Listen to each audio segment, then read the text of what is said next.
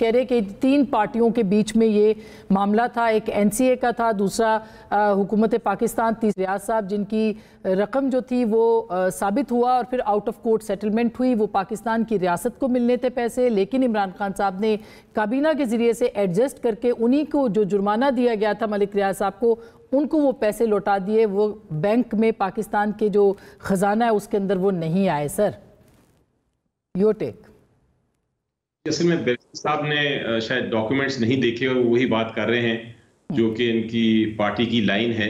असल में बड़ी सिंपल बात यह है कि ये प्रॉपर्टी थी 1 हाइड पार्क कॉर्नर, ये हसन नवाज साहब की थी। मलिक रियाज साहब और उनकी फैमिली ने ये खरीदी उनसे और फिर आगे 190 मिलियन पाउंड्स की बेच दी। जब वो बेच दी तो पैसे अकाउंट में आ गए। जब पैसे अकाउंट में आए तो जो एनसीए है, हुकूमत यूनाइटेड किंगडम की एक एजेंसी, उनको लगा कि ये कोई इस पे शक है।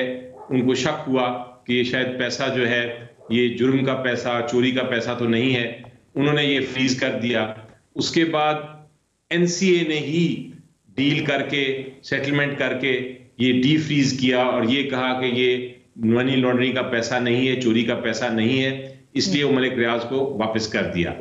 लेकिन हुआ ये कि मलिक रियाज एंड फैमिली कोई वीजे का चल रहा था, तो हुकूमत बरतानिया ने कहा कि आपका वीजा कैंसिल कर रहे हैं, आपको अब हम वापस भेज देंगे इंग्लैंड से। जब ये हुआ तो उन्होंने रिक्वेस्ट की एनसीए को कि आप फिर हमारा जो पैसा है हमें फिर वापस लाने दें पाकिस्तान। एनसीए ने कहा कि हम लाने देंगे आपको वापस अगर आप ये इजाजत ले लें काबीना से कि ये सेटलमेंट जो है ये कॉन्फिडेंशियल रखी जाएगी।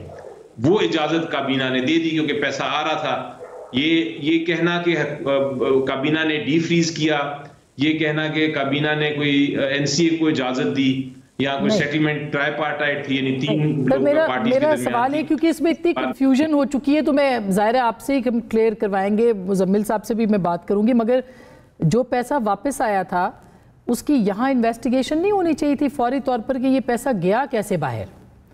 और दूसरी बात यह कि फिर उसको एक काबीना के इजलास में एक बंद लिफाफे में क्यों एडजस्ट किया गया 460 अरब रुपए जो सिंध हुकूमत के बहरिया टाउन ने देने थे उसमें? जी देखें, सबसे पहले तो ये जो जिस पे पूरा केस खड़ा है ना, बाकी सारी चीजें आप एक सेकंड के लिए साइड पे छोड़ दें। जो पूरा केस है वो ये है कि 190 मिलियन जो पाउंड्स थे मलिक रियाज साहब और उनके अकाउंट में, वो चोरी का पैसा था। और ये साबित करने के लिए आपको कोई अदालत का फैसला दिखाना होता है, या कोई एनसीए का फैसला, या कोई हुकूमत बरतानिया का फैसला, या किसी का फैसला, कोई सबूत तो आपको दिखाना ना कि ये चोरी का पैसा है। अगर चोरी का पैसा नहीं है तो फिर हुकूमत का उससे कोई ताल्लुक नहीं। और ये चूंकि एनसीए ने खुद फैसला किया कि चोरी का पैसा नहीं, हम डीफ्रीज कर देंगे और कर दिया उन्होंने, ये हुकूमत पाकिस्तान का इससे कोई ताल्लुक नहीं। हुकूमत पाकिस्तान ने सिर्फ ये कहा, और ये बड़ा इंपॉर्टेंट है समझना, एंड आई एम श्योर आपको बड़ा क्लियर हो जाएगा जब मैं ये कहूंगा।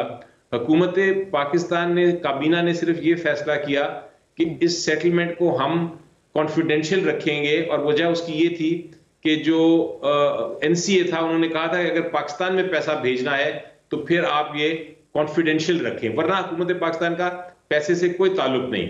वो सिर्फ उस हद तक कॉन्फिडेंशियल रखना था और ये एग्री किया कि कॉन्फिडेंशियल रखेंगे जिस हद तक एनसीए ने रिक्वेस्ट की कि पाकिस्तान पैसा लाने के लिए इतना फॉरेन एक्सचेंज आ रहा था, उसके लिए आपकी इजाजत हमें चाहिए कि आप इसको कॉन्फिडेंशियल रखें। ठीक, अब आ गई सर, वो रकम आ गई, और फिर काबीना ने ये क्यों कहा कि हम इसको एक और शख्स के पर्सनल जो अमाउंट है उसने जो सेटल करनी है अंदर हम इजाजत देते हैं कि ये पैसे उधर दे दिए जाए। रियासत ने वो डाइवर्ट करके उसी को दे दिए जिसकी रकम मशकूक है, तो ये और उसके एवज जो है। जी सर, आप ये पढ़ लीजिए।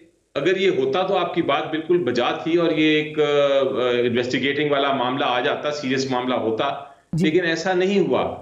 उस काबीना ने तो नहीं कहा कि आप वहां से उठा के इस अकाउंट में डालें या उस अकाउंट में डालें।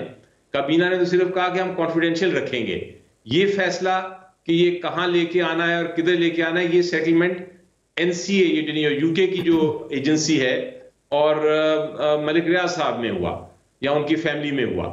इसका कोई ताल्लुक काबीना के साथ नहीं था। अगर कोई है, अगर ऐसी कोई फैसला है काबीना का या ऐसा कोई डॉक्यूमेंट है तो इसको पेश करना चाहिए था सर ट्रायल कोर्ट में। वेरी इंपॉर्टेंट मैं बिल्कुल ये